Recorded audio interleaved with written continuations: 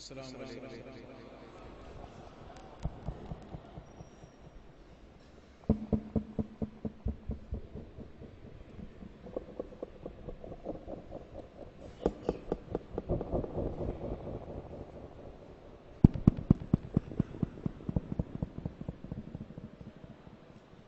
بسم اللہ الرحمن الرحیم، نحمده ونصلی علی رسوله الکریم، اما بعد فاعوذ باللہ من الشیطان الرجیم، بسم اللہ الرحمن الرحیم۔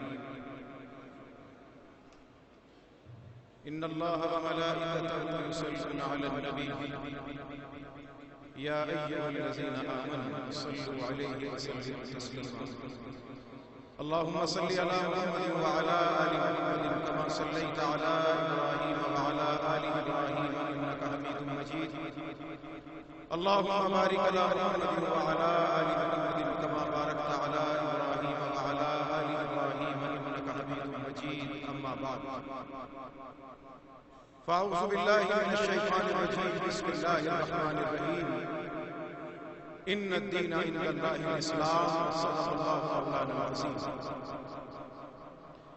بزرگان ملت، برادران عزیز، علماء اہل سنت اور ہم سب کے مخلوق مجاہد اہل سنت حضرت مولانا میاں عبد الرحمن صاحب دامت برکاتہ العالیہ، آج کی یہ تاریخ ساز، تاریخ نگر مجلس، یہ مسجد محض مسجد نہیں، یہ عبادت گاہ بھی ہے، یہ درس گاہ بھی ہے، یہ خانقاہ بھی ہے، یہ شہادت گاہ بھی ہے۔ آپ کے اس دور کی جو پونجی تھی وہ سب کی سب یہاں موجود تھی۔ آپ نے قرآن سنا، اللہ کے رسول صلی اللہ علیہ وسلم کی شان اقدس کی، آپ نے گوہائے عقیدت سماعت فرمائے۔ اس بابرکت اور مقدس مجلس میں دو چار باتیں میں بھی عرض کرنے کے لیے حصہ ڈالنے کے لیے حاضر ہوں۔ میں حضرت کے ادنا خطام میں سے ہوں، اس مسجد کے کفش برداروں میں سے ہوں، زیادہ زحمت نہیں دینی، دو چار باتیں عرض کرنا چاہتا ہوں۔ سب سے پہلی بات، آپ نے قرآن کریم سماعت فرمایا۔ آج کے دور میں، آج کے حالات میں جگہ جگہ جا بجا قرآن کریم کے سمجھنے کا، سمجھانے کا ایک فیشن چل چکا ہے۔ ایک اصولی بات ذہن میں لے کر جائیے گا، قرآن اللہ کی تنزیل، اللہ نے اتارا، مگر اس تنزیل کو سمجھنے کے لیے دو سہارے چاہیے۔ قرآن تنزیل اللہ کی ہے، مگر یہ اللہ کی منشا کے مطابق کب سمجھ میں آئے گا؟ جب تبین محمد کا ہو، تفکر صحابہ کرام، محمد کے تبین کے بغیر، صحابہ کے تفکر کے بغیر جو قرآن سمجھا جائے گا وہ قرآن نہیں ہوگا، کچھ اور۔ اس لیے تفسیر و تفہیم قرآن وہ معتبر ہے جو تبین رسالت اور تفکر صحابہ کی روشنی کے ساتھ، جن آیات کے ساتھ تبین مصطفیٰ نہ ہو، تفکر صحابہ نہ ہو، وہ آیات کا مفہوم اور تشریح انسان کو ہدایت کا پیام کبھی نہیں دے سکتی۔ اس لیے اس بات کو ذہن میں جما لیجیے کہ قرآن جو کہ اللہ کی تنزیل ہے اور جس کی حفاظت کی ذمہ داری خود پروردگار نے اپنے ہاتھوں میں لی، کوئی لاکھ چاہے قرآن کریم کو مٹانا، یہ سب قرآن بیٹھے کس کس کو مٹاؤ،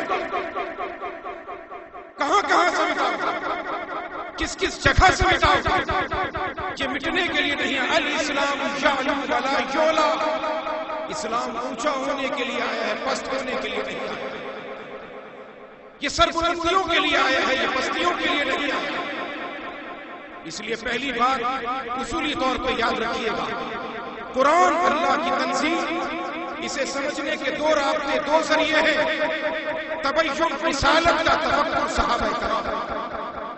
اس کے بغیر جو قرآن سمجھا جائے وہ ذریعہ ہدایت نہیں بن سکتا۔ پھر قرآن کی تعلیمات کے بعد صحابہ کرام کی ذات میں معاذ اللہ کیڑے نکالے جاتے ہیں، کہیں حدیث کا انکار کیا جاتا ہے، کہیں سنت کا انکار کیا جاتا ہے۔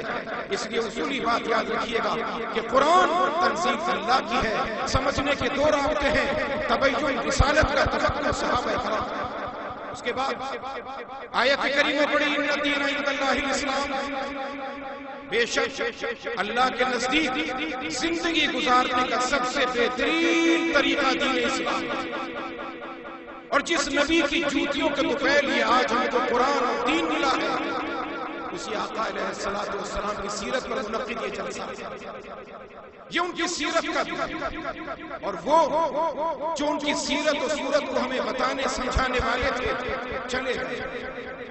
گزشتہ سال میں کون گئے؟ خواجہ خواجگان خواجہ خان محمد صاحب رحمۃ اللہ۔ کون گئے؟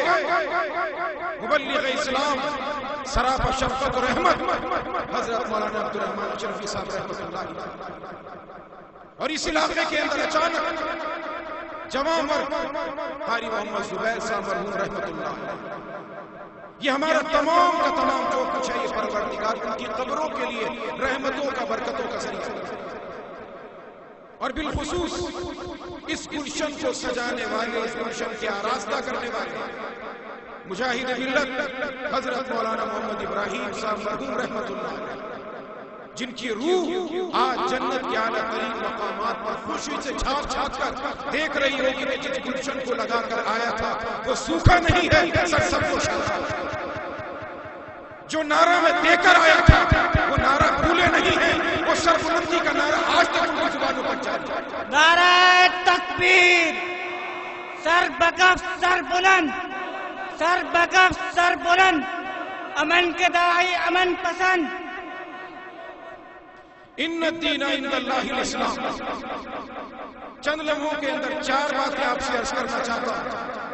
اسلام دین کامل، اس دین کامل اسلام کو ملا اللہ کریم نے 4 ذریعوں سے، 4 باتیں۔ نمبر 1 تکمیل دین، نمبر 2 تنفیذ دین، نمبر 3 تدوین دین، نمبر 4 تطہیر دین۔ پہلا مرحلہ تکمیل دین کا ہے۔ دین کس پر مکمل ہوا؟ الیوم اکملت لکم دینکم، دین اس پر مکمل ہوا جو کائنات کا کامل ترین شخص تھا، یعنی محمد رسول اللہ صلی اللہ علیہ وسلم۔ تکمیل دین ختم نبوت پر۔ نمبر 2 تنفیذ دین، رسول نے جو دین بتایا تھا اسے نافذ کر کے کس نے دکھایا؟ ابو بکر نے، عمر نے، عثمان نے، علی نے، طلحہ نے، زبیر نے، امیر معاویہ رضی اللہ تعالیٰ عنہ۔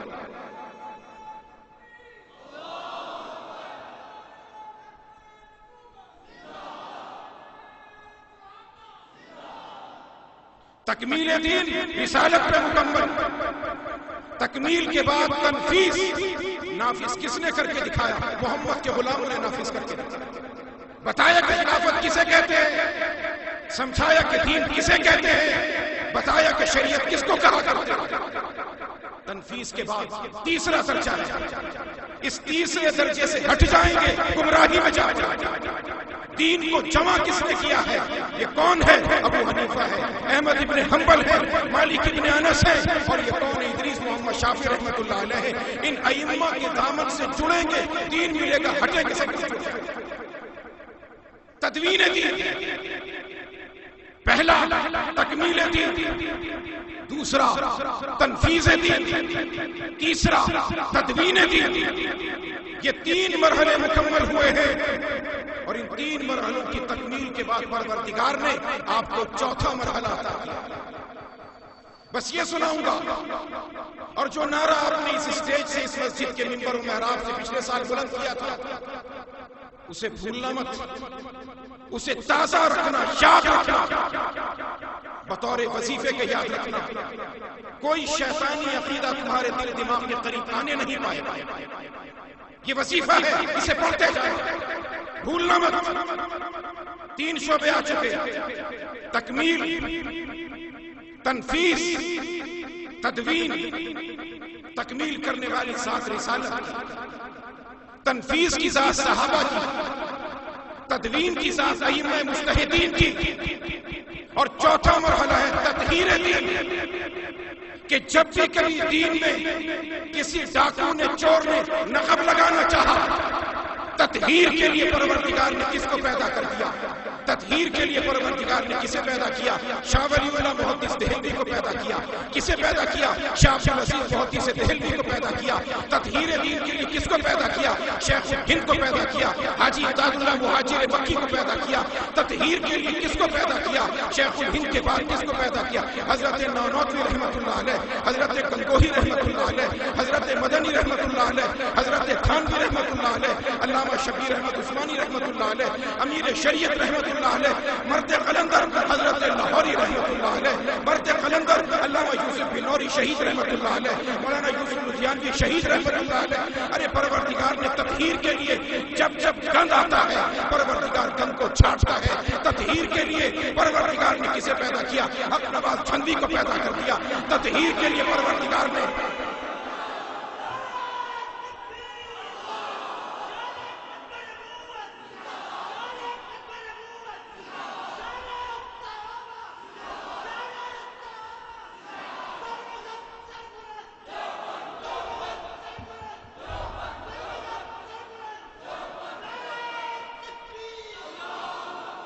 تطہیر کے لیے کس کو پیدا کیا؟ مفتی اعظم مفتی محمود رحمت اللہ علیہ کو پیدا کیا.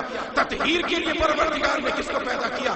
زمانہ گزرتا جائے یاد رکھیے گا، کوئی بم کا دھماکہ، کوئی دھماکہ، کوئی بم، کوئی چیز اس قافلے کی حریت فکر کے قافلے کے قدموں کو روک نہیں سکتا. ارے جس کو پروردگار اپنے فضل سے عطا کرتا ہے، عطا بھی وہی کرتا ہے، بچاتا بھی وہی رکھتا ہے. کوئی چیز نہیں روک سکتی. تطہیر کے لیے پروردگار نے علماء کو پیدا کیا، اور علماء کے طبقے سے پروردگار نے کسے پیدا کیا؟ علماء دیوبند کا انتخاب فرمایا، جو سر کٹانا چاہتے ہیں، جو جانیں دینا چاہتے ہیں، جو دین کی تطہیر کے لیے پورے کے پورے مدرسوں کو ذبح کرانا چاہتے ہیں، ایک قدم پیچھے ہٹنا نہیں چاہتے، جو دین کی تطہیر کے لیے اپنی عزت و ناموس کی قربانیاں دینا چاہتے ہیں، جو دین کی تطہیر کے لیے زندانوں کو آباد کرنا چاہتے ہیں، جو دین کی تطہیر کے لیے اس دنیا کو جوتے کی نوک پہ مارنا چاہتے ہیں، جو دین کی تطہیر کے لیے روکی سوکی کھا کر مدرسوں کو پالنا چاہتے ہیں، جو دین کی تطہیر کے لیے اپنا سب کچھ نثار کرنا چاہتے ہیں. اور ایک تقاضا آپ سے چاہتے ہیں کہ جو نعرہ پچھلے سال لگایا تھا اس نعرے کو اتنے زور سے لگانا کہ اگلے سال تک ذہنوں سے نکلنے نہ پائے، دور نہ ہونے پائے. اس کو ذہن میں رکھنا کہ اللہ کریم نے دین کی تطہیر کے لیے جس قافلے کے ساتھ، جس طائفے کے ساتھ جوڑا ہے وہ جنت والا ہے، وہ عاشقوں کا قافلہ ہے، وہ دیوانوں کا قافلہ ہے.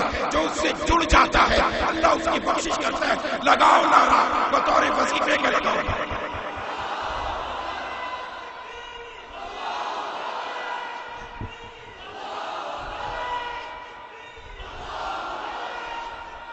سر بکف سر بلند، سر بکف سر بلند، بلند آواز کے ساتھ سر بکف سر بلند. امن کے دائی امن پسند، غیرت مند جرأت مند، نعرہ تکبیر.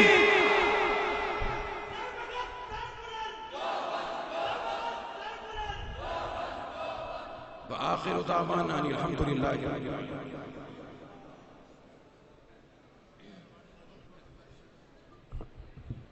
دیوبند ہے انوار مدینہ کی تجلی، کہہ دیجئے بے شک. دیوبند ہے انوار مدینہ کی تجلی، توحید کی اس شمع سے روشن ہے زمانہ.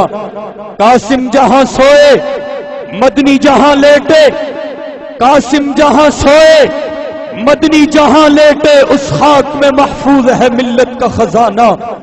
ابھرے نہ کبھی، ابھرے نہ کبھی ہند میں دیوبند کا سورج، ڈھونڈا ہے کئی بار فرنگی نے بہانا، لیکن کسی کے روکے حق کا پیغام کب رکا ہے جو اب رکے گا. چراغ ایمان تو آندھیوں میں جلا دیا ہے، جلا کر.